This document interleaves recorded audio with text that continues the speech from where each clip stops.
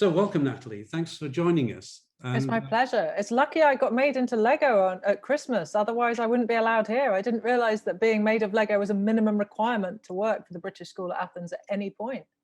It almost is, yeah. How does that feel to you? Is this sort of another plank in your sort of campaign to popularize classics, or is that overstating it? No, are you kidding? It's one of the best things that's ever happened to me. I was so pleased when they sent the picture of it through. It was Christmas Day that I saw it for the first time, and Christmas had, pretty well literally just been cancelled in London. I was expecting to see my mom, and she couldn't come down to London because it wasn't safe, or it didn't feel safe, I suppose I should say. And also travel wasn't allowed, but that's a separate issue, I suppose, since she and I both, just as a small bit of detail before you are cross with me, live alone and therefore could make a bubble. So yeah, it was kind of a bleak Christmas. And then suddenly I got sent through this. I was like, oh! So yeah, Liam is responsible for easily the best Christmas present I had. Frankly, I was absolutely overjoyed. And then it took a while for Lego Natalie to get to me because she got stuck in customs. She obviously looked like, from the wrong side of the tracks, and that's always what I'm aiming for. So she got held up at customs for about 3 weeks or 4 weeks. So it was properly, when she came, I'd really waited for it. It was, very much like a small child waiting for a endless delayed Christmas present. And so yeah, I'm looking over there the whole time because that's where she is on my windowsill. I could not be happier. Mine's right here, but I mean, you won't be able to see him. Yeah, it's just the best thing is being part of the Lego Classics gang. I couldn't be happier. Yeah, let's talk a little bit about Pandora's Jar, because obviously that's something that people will be most familiar with of your recent written work. How did you come to write the book? I mean, why did you write the book? Honestly, I was so broken by writing 1,000 Ships, which was an emotional, I was going to say roller coaster, and it was, but over quite a long time frame, and the downs came quite early and the ups came quite late. So Ships was it was a very harrowing book to write, because you have to imagine a lot of women who had been through a lot of terrible things. And by the time I'd finished the first draft, I was pretty well, crushed. And then I said, I knew I needed to write another book, and I knew I didn't want to leave Greek myth, but I couldn't face going through the stress, I guess, of imagining brutalized women from the inside out for another book in a row, because Jocasta is similarly quite harrowing, or bits of it were quite harrowing, not as bad as Ships though. So I thought what I need to do is look at these women from the outside and spin them round. I get asked so many times, easily the most frequently asked question in the whole of the time I was doing Ships publicity, which was well over 1.5 years, I might add. I tour forever. And Pandora was basically my attempt to answer it, was to say, people kept saying, what's the original version of this myth? And, there is not an original version of this myth. There are loads, but was Helen really happy to leave with Paris, or did he kidnap her? Sometimes she goes to Egypt, and so on. So there was I was really aware that this is a question which kind of classicists consider not a question, because we all know the answer. There are loads. There are loads of narratives. They come up all across the Greek world, all around the same time, and we have no idea which one comes first. Sometimes we don't even know which one we have is earliest, because they're close enough in time for us to not be able to tell. But to people who aren't in the kind of classics nerd gang, then I think it's a really reasonable question, is, well, what's the right version of the story before you come in and randomly shove women into the center of it? And it's like, well, actually there are quite a lot of women in, for example, Euripides. The majority of his Troy focused story plays have women as the title characters. So actually women were always part of this narrative, and then they get marginalized. And how is that, and why is that? So it was kind of an attempt to have fun for me. Not that Ships wasn't fun, and I feel I have to kind of say this because in March last year, like a lot of freelance people, I watched 1/3 of my income disappear in 48 hours. I lost 6 months of touring in about 48 hours.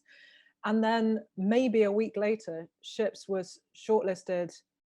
To me, it wasn't announced for another few weeks, but I heard that Ships was shortlisted for the Women's Prize, which literally changed my finances entirely.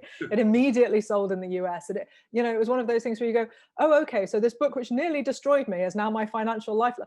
Fine. Like you'll say, it's still got, things to do with me. Fine. So yeah, Pandora was my recovery. And then because Ships went the way it went, Pandora's sold really well. So now I'm writing a novel, but then there'll be Pandora 2 will come after that. So yeah, there's more to come. Yeah. So I mean, I really enjoyed the chapters in Pandora where you're all the chapters, John. You enjoyed all the chapters with increasing delight at every second. Don't pretend. They're not all as like Ships. Some of them are difficult, but I think it's fantastic the way that you've actually sort of gone back to the very beginning, because what it highlighted for me is that many of these are so familiar from the sort of stereotypical myth, and as you point out, in many cases that is a myth that is very, very recent in our sort of terms. Yeah. But I wonder which of your characters is your favorite, and which perhaps the most misunderstood, do you think, about? I mean, I'm not sure they're the same. I guess, I don't know. I'm no, they're different. Yeah. I'm so romantic about writing. I love whoever I'm writing about when I'm writing about them, to such an extent that with each chapter I thought I should write a novel about her. Why don't I just do a novel on her? I should do a novel on her. And that was, Pandora chapter 1. And then the second chapter, I was like, I should write a novel on this woman. It's like, it's Jocasta. You've literally written a novel on her. And it didn't stop me every single time. When it was Helen, she's in Ships. When it was in Penthesilea's chapter in the Amazons, again in Ships. And every single time I was like, oh, this is the only one I want to write about. So given that I'm currently writing about Medusa, then Medusa is, I guess, my favorite. But the novel that I write after Medusa and after Pandora 2 will be Medea. And I've been writing about Medea since I was a teenager. It's the first Greek tragedy I think I saw performed. I wrote my dissertation on her. So yeah, I don't have children before you look around behind me. Don't worry, everyone. So yeah, I think probably Medea is the one I keep I've been circling this woman for 25 years or something. By the time I write her book, it'll probably be nearly 30. So yeah, we've been squaring up to each other for a while. It's time. And which one is the most misunderstood, do you think? I think to a sort of general audience, it's probably Medusa, because she is a monster, and we would see her, I hope, as not a monster, but as a monstered woman, a woman who's punished for having been raped. But Pandora probably she gets mapped so thoroughly onto Eve's story as a beautiful woman who ruins everything for everyone, that the idea of her as the woman, as the ancestor of all women, it's just I genuinely don't think it ever comes up in most people's minds. So I think probably because of their best knownness, it's probably one of those two. I think people's notions of Helen are so difficult to pin down that she just reflects the ideals of beauty at every stage of her reception and retelling or recreating. So Helen's like a mirror, really, more than anything else. Yeah, I mean, going to Penthesilea again, we've had a question sent in advance from Rebecca Tarman, who teaches Propertius as part of the Classical Civ A level, and one poem, Women's Power, references Penthesilea as a powerful foreign woman, and talks about the moment she brings Achilles to his knee with love or lust, at the very moment he kills her. And in your book, you talk about how the story has changed in the relatively modern period to emphasize the love connection, the sexual attraction. And Rebecca's question is, if you're still awake, she says, how did the Romans see her? Can we infer some admiration for her, as well as a certain amount of fear-mongering against a powerful foreign woman, thinking of Cleopatra? Oh yeah, definitely. I think so. And I think, to be fair, I think the Greeks do the same. And as her story gets later through Greek writing, I think they become, the love story comes in a little later, but there is no way around it. It's not just in writing, it's in art as well. Amazons were incredibly popular subjects for vase painters. They are the most, was it in Adrian Mayer's excellent book, Amazons Ancient and Modern, the most popular mythological character to be found on vase paintings is Heracles, and the second most popular is Amazons. And of Heracles's labors, I think the I think maybe the Nemean lion is the most depicted, and then Hippolyta and her war belt. So they are incredibly popular, and there's definitely a tension there. I think there's this idea that, you know, that the Greeks weren't short of women armed with, you know, sharp weapons they could put on vases. And you search almost in vain for one with Clytemnestra on. There are a few, but there aren't very many. And yet, if, you know, Amazons are everywhere. I think it's fair to say that I suggest this in Pandora, I think, and it's not a wholly serious suggestion, but it's not wholly tongue-in-cheek either.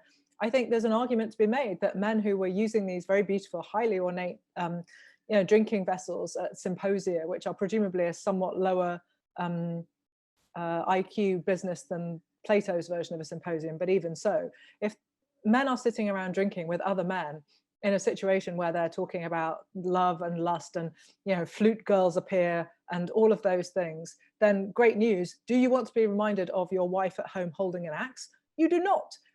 Do you want instead to look at pictures of exoticized, you know, powerful and yet dangerous women? Of course you do. You know, there's a reason for it, and it's some of it is probably lust. Those Amazons wearing tight leggings instead of a shapeless, you know, robe. It's like, of course they were. Let me see. You know, how could it not be alluring? So I think that definitely carries through by the time the Romans get their hands on them. But what bothers me, I suppose, is that through time, Penthesilea loses the strength and the power, and just becomes the lust object, and that irritates me. Yeah. I have the impression that, and this may be wrong, that parts of Pandora were tried out in Stands Up for Classics, or I'm not sure about the chronological relationship. No, the other way around. I wrote Pandora, and then it turned out we had the 6th series of Stand Up for the Classics all scheduled to be recorded in the Radio Theatre, and it's always been historical figures until now. And we were all scheduled to go in March and April last year. Ask me how it went. So it became clear quite quickly, as everything shut, that we weren't going to be able to record the series in the theatre with an audience. And then it became clear, sort of, and all this is happening within, you know, it felt like forever, like days and days, but actually all of this happened within probably a few hours, or you know, 2 days at most. Then it became clear that I wouldn't be able to get to the library, you know, that I wouldn't be able to research.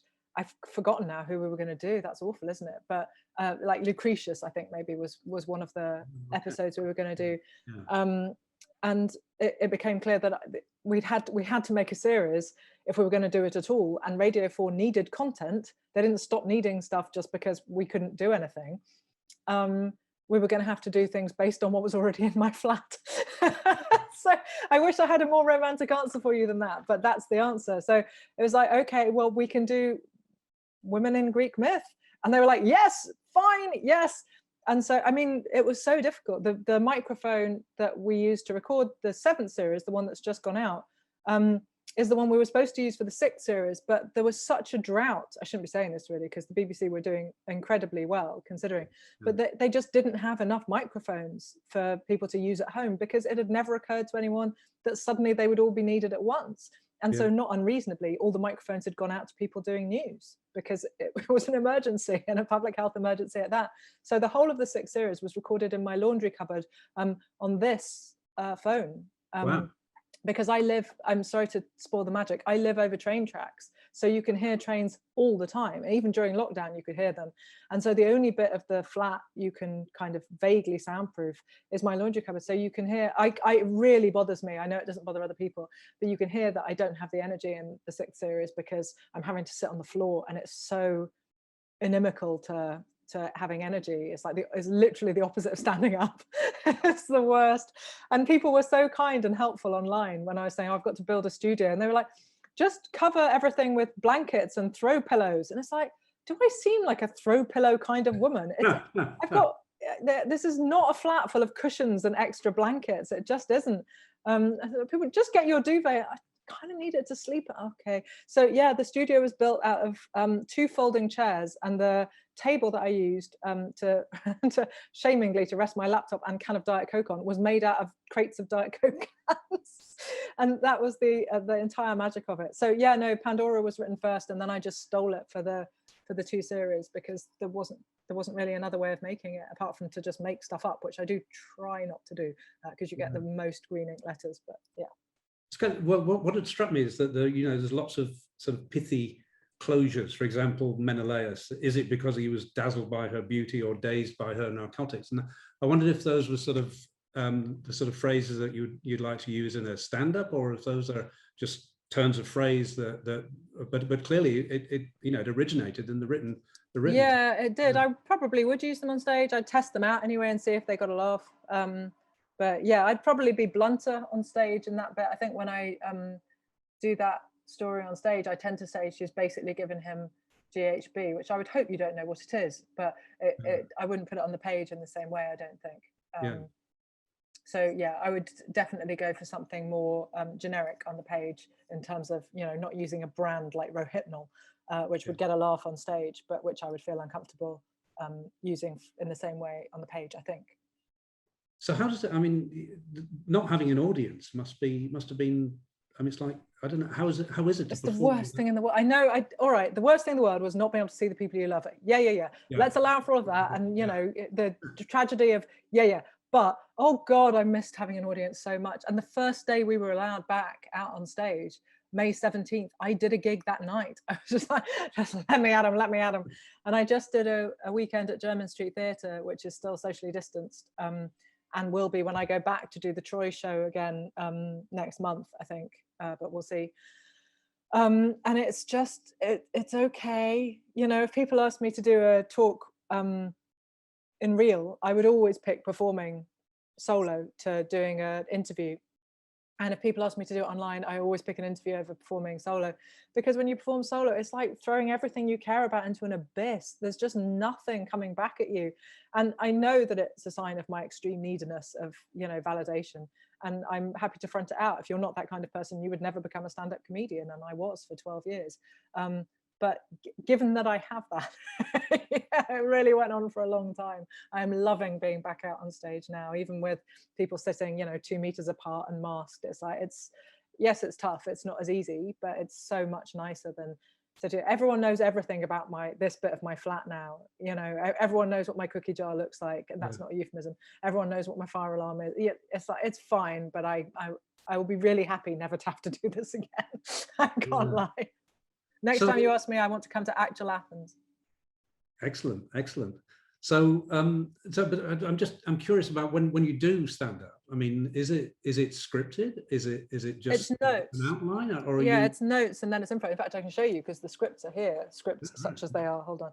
There's a copy of Herodotus on top of them just to prove that I am who I say I am. A real classicist. Yeah, exactly. Hold on. Let me find you some.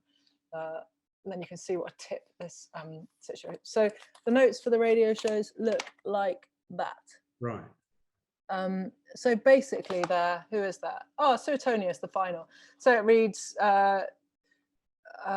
Suetonius stops before covering the empress he works for, and then a small list, and then, I get to examples from Julius Caesar. And that, obviously, the bits that I'm going to talk about when I get to that section in the recording is Iacta alier est, Veni vidi vici, Kai su technon. And so, there are I know these will be the bits that the audience will recognize if they know anything about Julius Caesar. It'll be, et tu Brute, and it's like, well, I'm going to take your macaronic line, Shakespeare.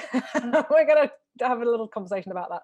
So, yeah, it's all just notes. And then I do usually try and put up a picture of the notes when the recordings are being done, because I think for a long time people assumed that I just know everything. And it's like, it's quite a lot more work than that. Yeah. So yeah, the only one that's different is the Iliad, the Homer show, which we did when I did the Iliad in whatever it was, 27.5 minutes. And that I had run in on stage probably 50 times before I recorded it, because there is no other way to distill a 24-book poem to 27.5 minutes on the clock and record it live. And it was incredible. And people keep saying, when are you going to do the Odyssey? And it's like, when I have literally 2 weeks to get each book down to half a page, and then each half page down to, it takes so much time to memorize it. And then, yes, it takes probably 30 or 40 shows to get it properly right. It's a huge endeavor. It's a lot harder than it looks. Yeah. I'm curious about two aspects of the sort of references that you make. One is modern cultural references. So things like Star Trek, Twilight Zone, another great one. I love that Star Trek is modern to you. 1960s. It's the 1960s that series began. And William Shatner's 90 or something. I know. Today in the newspaper. I know, he's got a new film out.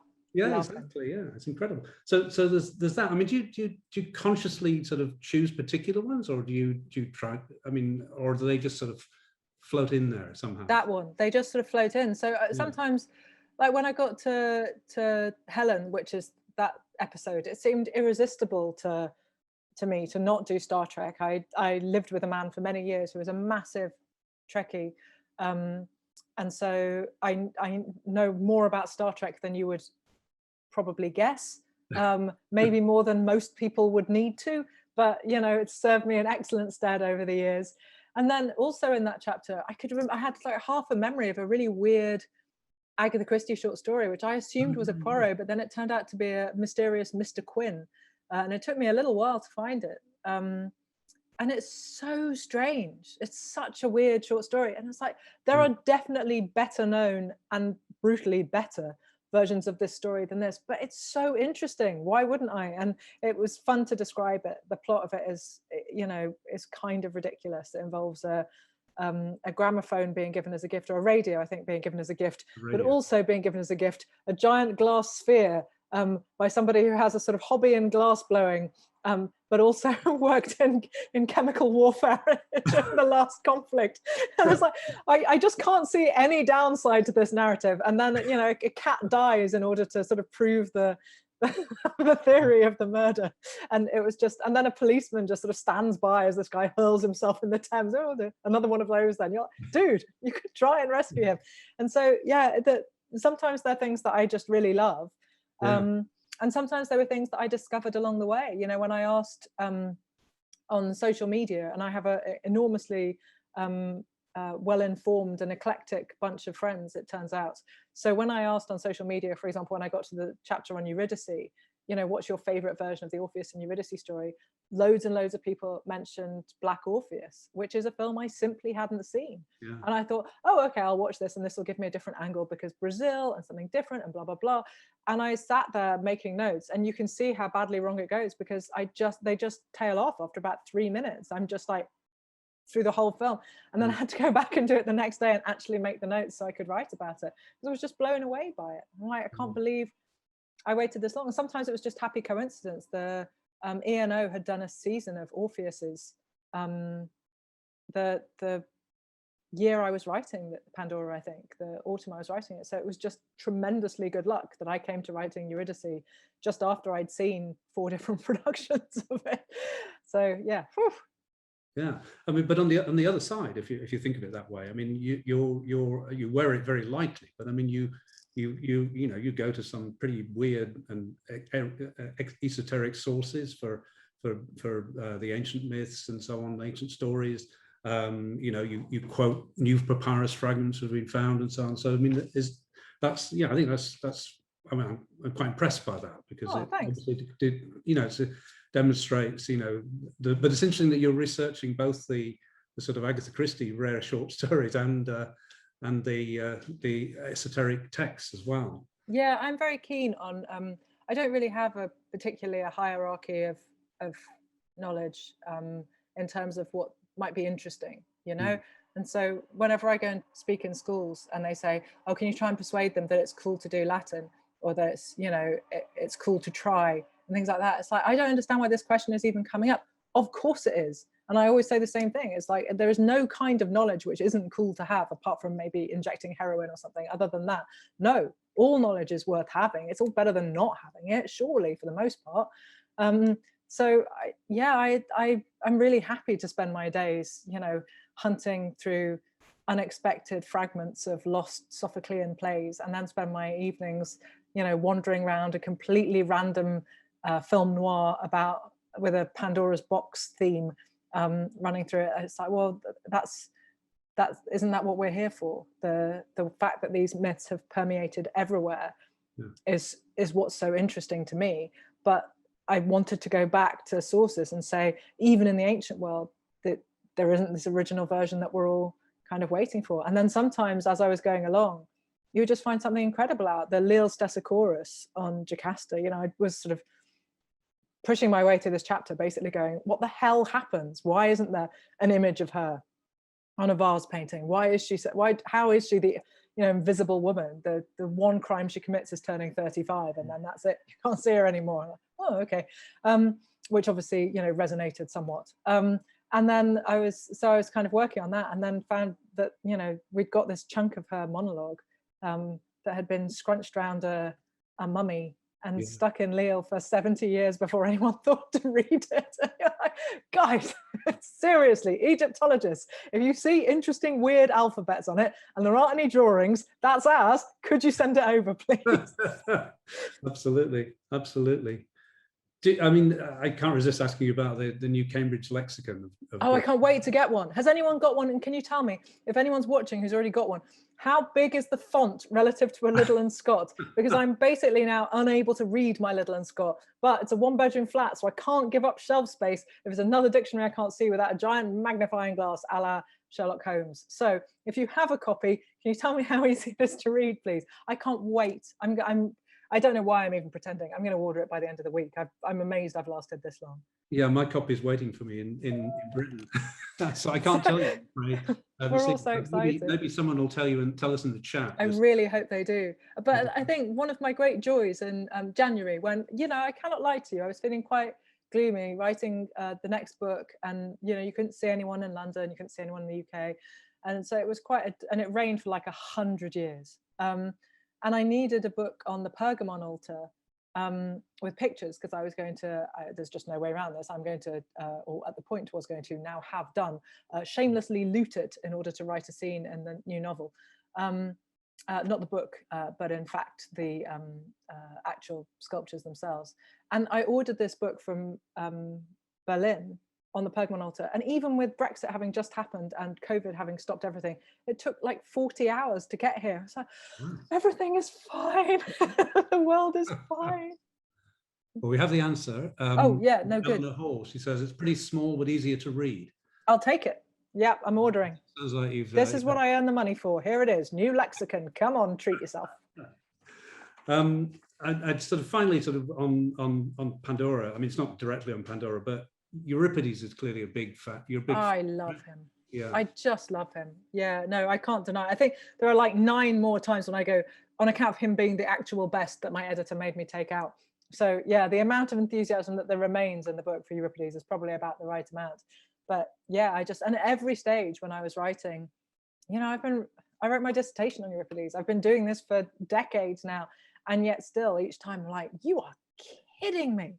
How did you just do that? And I'm obsessed with at the moment, I'm obsessed with the way in Medea, and I really shouldn't be thinking about Medea because she isn't the next book or the next one, she's the one after that.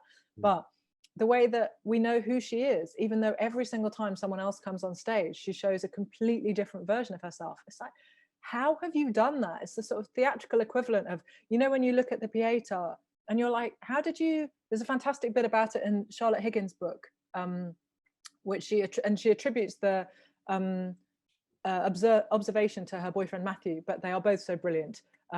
The Higgins-Fox combo that who knows which could be the most brilliant at any given moment.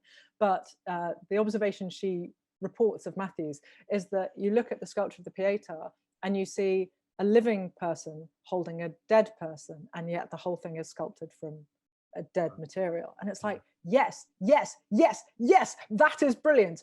And that's how I feel watching Medea or reading Medea. It's like, you're showing me her character, but I only ever see her in conversation with other people. And every time someone else comes on stage, she changes. So how do we know who she really is? And yet we do there's no sense of her being divided, you know, until the great monologue where she says, I am divided and I don't know whether to do this or that. But we always know what the core of Medea is, even though we constantly see a different face of her. It's like, how did you do that? How? So yeah, I'm not done with him. I'll tell you that for nothing. Yeah, and aren't we lucky that we have more of him than anyone else? Oh my goodness, I think so. Yeah, I know I hate picking favorites, but yeah, I am really, really glad. Yeah. What about Homer? Are you a fan? I mean, I'm quite a fan. Pinched a bit of his work. Yeah, nicked a few of his ideas. Yep.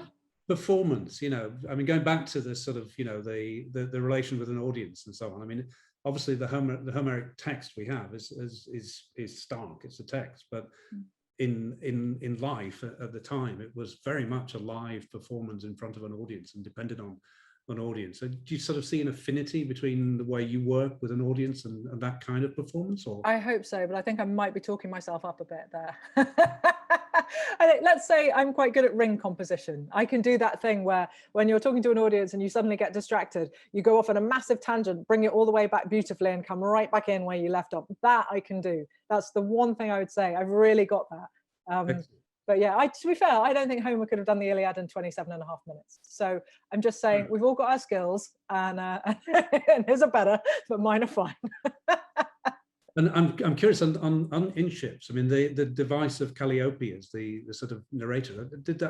Was that just a sort of brainwave, or did you sort of have to think about that, work on it? No, I didn't. It came with me. It came as soon as I knew I was writing the book. I knew the shape of the book, and I knew the first bit of the book. Yeah. And I knew that it began with a poet saying, "Sing, goddess," or "Sing, muse," and that she would go, "I don't feel like it.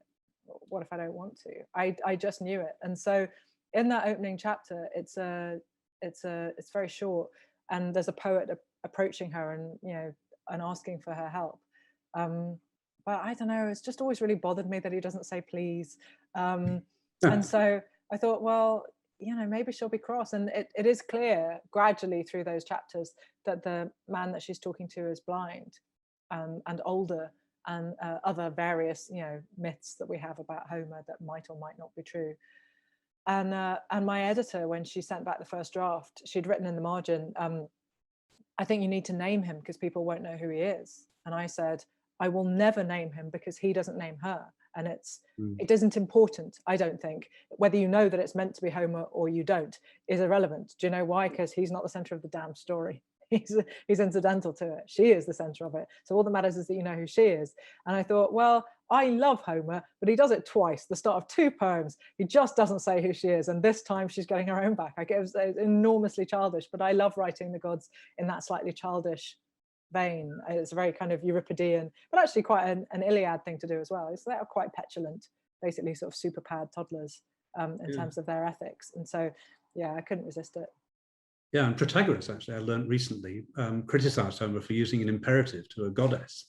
It is rude. Yeah, it is rude. Right. Well, now I know Protagoras did it. Yeah. So now I've got ancient validation. Absolutely. Yeah. Can I ask you about sort of visual approach? Because one of the things that struck me about Pandora is that you use a lot of, obviously, because of pantloads of them, vast sources of images, and you describe them very richly verbally. But are you a sort of visual person? Or? No, I'm not at all a visual person. I'm hopeless at all kinds of visual things. I like color and can understand color, but I'm very bad at virtually everything else, and I can't draw or anything like it. But somehow and inexplicably, because that's sometimes the way these things go, because I spent a long time reviewing the arts in general for the BBC, I used to get sent to quite a lot of art exhibitions. When you do something like Newsnight Review as once was, or Saturday Review as once was, because obviously none of them exist anymore, you would do 4 or 5 things, and you might be an expert in one, but you wouldn't be an expert in every field. And so, people were routinely going, "Oh, can you just go and see this Hockney?" And you go, just frantically reads up on Hockney. And yet I discovered very quickly that things which I had always absorbed quite passively in an art gallery and just gone, "Oh yeah, that's beautiful," or "I don't like it," or, it's like, "Oh no, you can learn this." I'm incredibly slow at this kind of thing sometimes, I think, of thinking, well, if I didn't know it by the time I was 20, it's too late now. It isn't too late. You can always learn new stuff. So I just learned to like art in a more informed way than I had previously liked it. And I really wanted to, you can tell the change in me, because I wrote Ancient Guide in 2010. And as far as I know, there isn't a single visual reference in it. I don't remember ever writing one. So you can see across a decade that my interest in it just increased, and I wanted to do it justice. And I realized that, when you look carefully at things, then, they're not so difficult. And in the time between those 2 nonfiction books, I suppose I'd created worlds in 3 novels, so I'd got better at describing. But the first draft of Amber Fury, it was like a play script practically. It's just dialogue.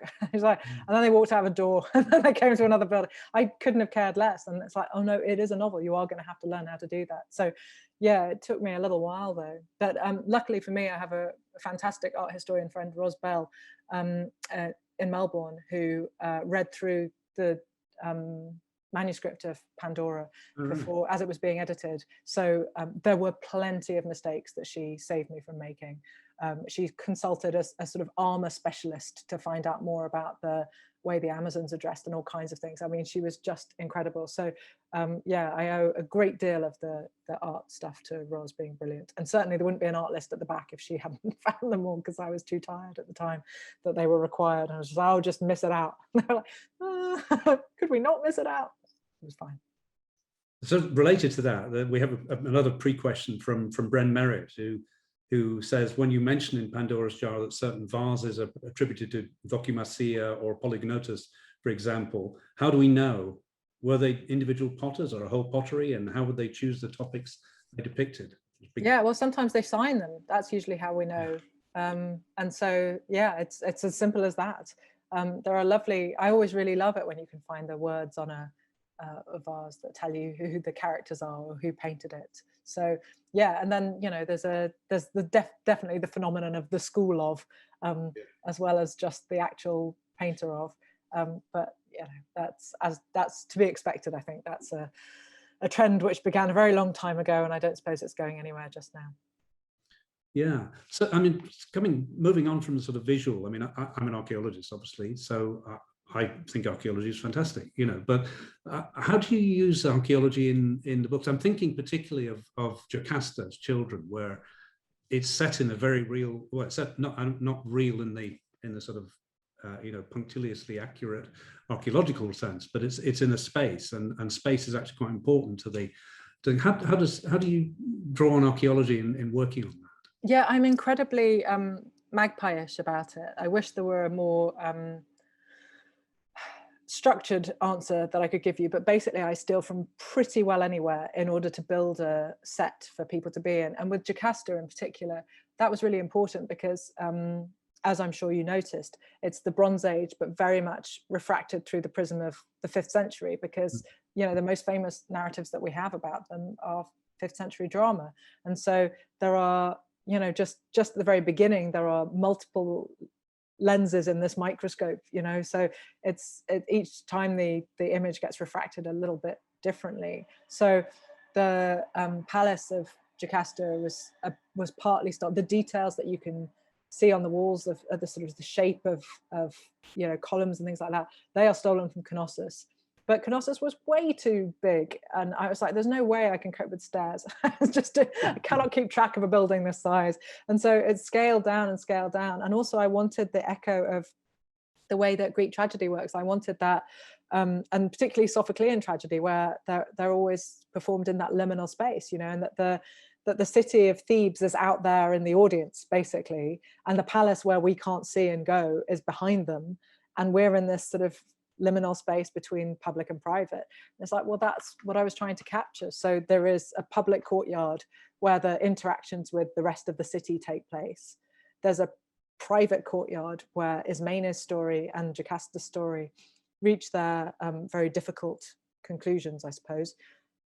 And then there's this liminal space in between where all kinds of, things are always shifting and you can't quite ever be sure who anyone is. So it's a ruthless combination, I guess, of real archaeological things, but then I had to rework them because the stuff I stole from Knossos obviously was, it has a much bigger focus on sea things, and Thebes is a really long way from the sea, particularly by the standards of Greece. So it's like, right, okay, hunts round a bull, marvelous, scrubs out dolphins, writes in bull.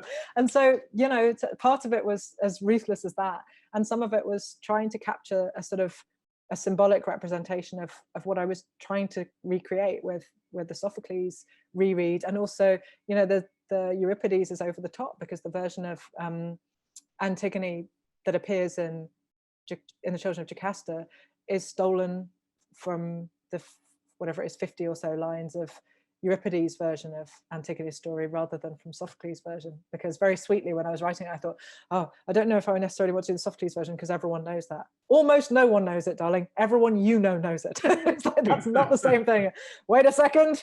You're right. So yes, sometimes it takes me a while to work these things out. But yeah, I'm a tremendous pilferer when it comes to archaeology and to landscape and things, but I'm not particularly systematic about it. I try and not do anything too egregious, like, you know, have people paying for things with money or whatever. But even then, I'm not always. There's a moment in Jocasta where she meets Oedipus for the first time and she compares him to apricots because he looks so delicious and biteable.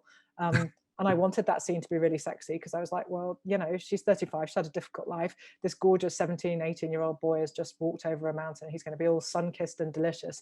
And she's going to compare him to something sweet and fresh, and it's going to be fruit. And of course, I looked up when apricots were first cultivated, and it's 1,000 years later.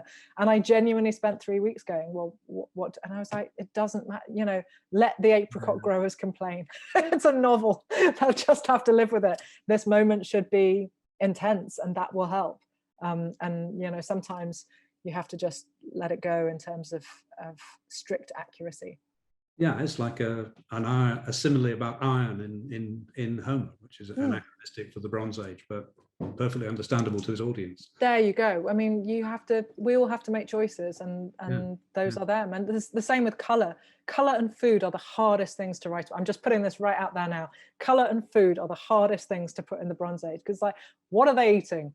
It can't be onions again. It's like, oh, they surely they're going to, and I'm vegetarian, so I don't really know what any meat tastes like. I don't know. Does it all taste like chicken? I've got no idea. Everyone in my books is basically in a constant quest for pudding. They're always having fruit and honey, because they're the only things I know about. It's absolutely undeniable. But yeah, color's really hard as well. You're like, I don't know what, and you know, then you get into the what would it have looked like to a Greek versus to us. It's like, oh, just pick one, it'll be fine. Yeah, it's interesting, that sort of cultural context in which things and color terms are very specific to cultures as well. Yeah, I'm not sure I thought about it particularly until we made the radio show on Phryne, and I discovered that you know, she gives her name to a toad because her skin is whatever it is, like a toad. And it's like, how is that a compliment? And you know, endless translators have gone with sort of sallow, or it's still not a compliment, mate. And you know, it's basically like glistening, you know, as though your toad skin would be sort of wet with, and it's like, well, you know, there's just, you're asking the reader to make too many jumps. It's like, just let it go and say she looks nice, not like a toad. It's fine. Yeah. Then there'll be a lot of people, I'm sure, joining us from near here, from Greece. Do you have a sort of, are you conscious of a big following in Greece, or? I'm not currently published in Greece, so no, I don't think so. Ships has been bought everywhere except Greece pretty well. It's published in Turkey, but it's not published in Greece. So no, I wish they were. I have a big thing going on in Cyprus. Right. We did and it's been Ships was translated into Greek there for an all-day performance of it at the International Festival at Lefkosia in 2019. And you know, the women who translated that, this sort of women's theatre collective, and it was performed by, I don't know, 28 women or something. It took like 11 hours to do the whole thing. It was just incredible, magical. And we would love to do it in Athens, although obviously COVID got in the way. So yeah, it's been translated into Greek, but it hasn't been published in Greece. So yeah. Right. I know. I can't move for enthusiasts in Italy, but the Greeks don't want me. I feel very rejected. I'll probably cope. It'll be all right. I don't think that, yeah. I wondered if it was language. I mean, whether it's really difficult to get it across in idiomatic Greek, as it were. Yeah, maybe. I mean, the Cypriot women didn't struggle, I don't think. No. But obviously, you know, Cypriot Greek is a little bit different from Greek. So yeah, I don't know. Yeah. Right, I'm going to hand over to our audience, as it were. We've got about 10 more minutes, and we have 10 questions as it happens, but we'll get through them. We'll see if we can get through them. Jennifer Scarce says she loves your writing and your radio programs. How do you balance the differing requirements of fact and fiction?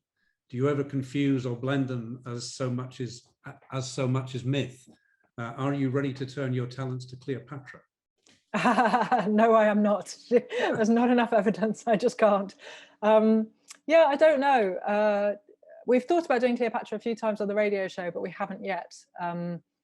So yeah, maybe. I feel like there were more, I don't know, there were women whose lives felt to be more overlooked and therefore in need of rehabilitating, I guess, than Cleopatra, although reclaiming her from Shakespeare would be quite a satisfying thing to do, I reckon. But no, not really. The radio shows, I try really hard because the budget is like 50 pence. We don't have researchers or writers. I do all of it. And so it's really, I mean, I don't, book the theatre, we have a producer, but the research and the writing, it's all me.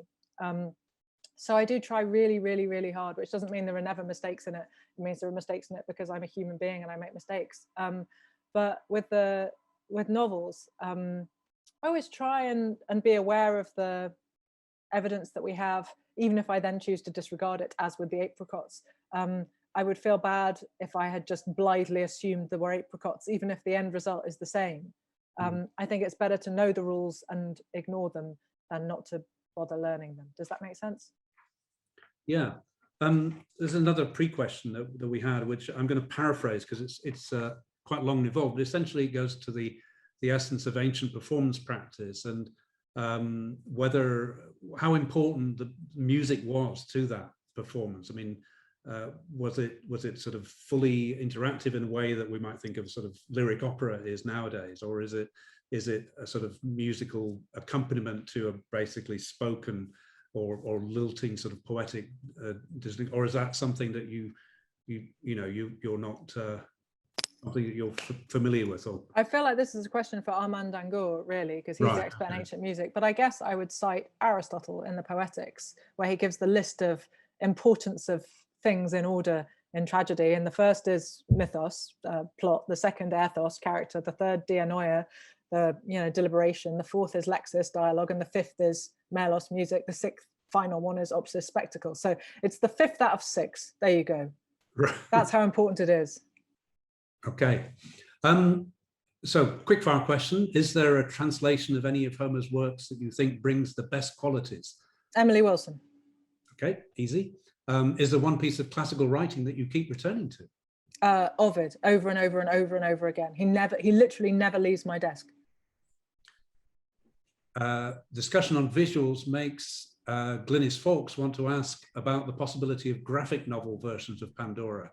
Oh yeah, it'd be really, really tempting. And I would love them. Somebody did once suggest doing a graphic novel version of Ships, but I don't know how that happens. Generally what happens is somebody mails me and says, I would really like to illustrate this. And then I forward it on to my publishers, and then nothing is ever heard from them again. I don't know if they have them killed. I suppose that's the obvious answer that I haven't previously considered, but I imagine they have them killed. So in that case, no, because there's just going to be a decreasing number of comic book artists available to us.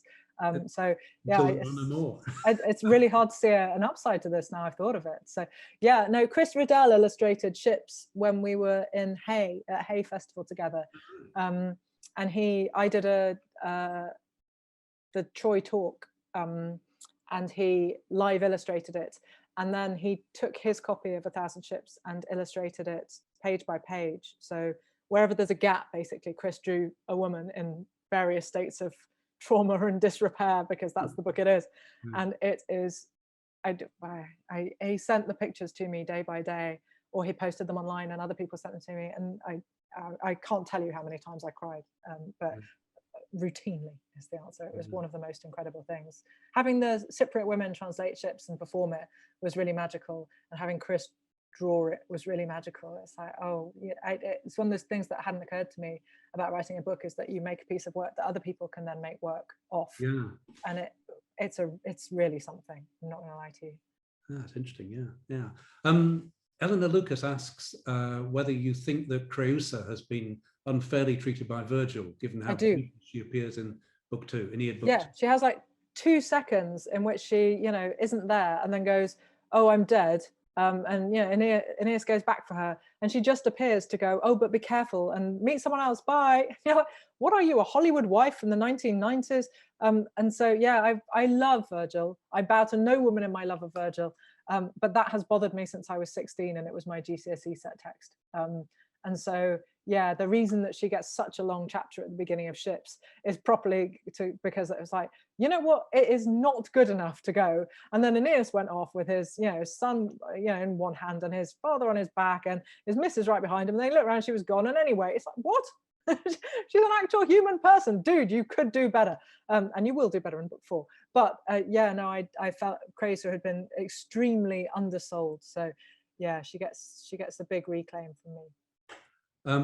E. Haywood asks about the pictures or the lack of them in Pandora's Jar and wonders if there's going to be another edition with more illustrations. I wish there were, but we couldn't afford them, I'm afraid. So this is a question for the publishers.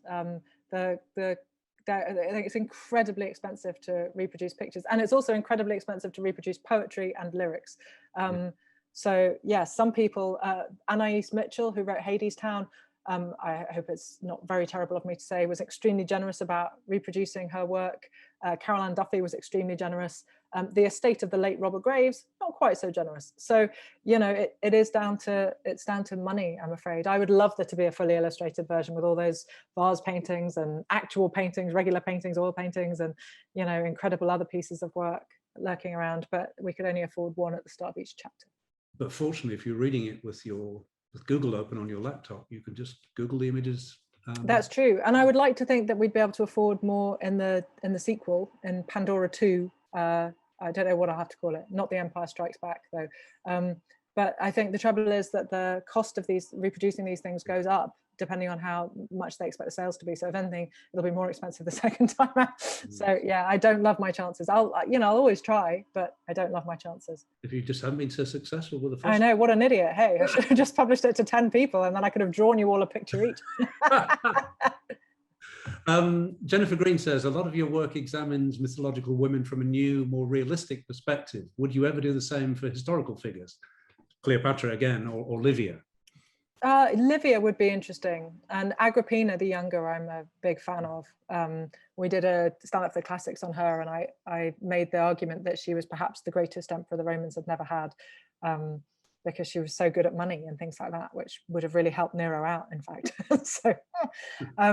So yeah, it's tempting. I don't know. I'm contracted until 2026 as it is. So I honestly, I guess I'll see. I might have died by then. I'm really bad at crossing the road, so let's not get too excited.